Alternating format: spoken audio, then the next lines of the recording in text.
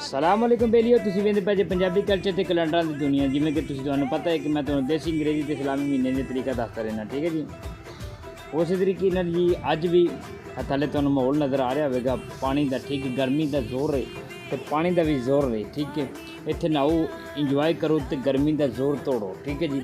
लेकिन अल्हम्दुलिल्लाह अल्लाह पाक की बड़ी बड़ी रहमत नेमत बरसियाँ, ठीक है जी। अल्लाह पाक ने करम नवाजी की तो बारिश हुई है तो जी मौसम इस टाइम ज़बरदस्त है, ठीक है जी। चलो तुहानूं दसने अज की जनतरी 16 हाड़ की 2082 बिक्रमी, ठीक है जी। 4 चांद दी इस्लामी महीना मुहर्रम 1447 हिजरी 30 जून ईस्वी 2025 ते दिहाड़ जज पीर दा फुल है जी। अल्लाह पाक तुहानूं खुश रखे, अपनी हिफ्ज़-ओ-मान दे विच रखे जी ते इंजॉय पिंड दे बाकियां नूं छड्डो परां, ठीक है। दस्सिया जी ना किसे नूं।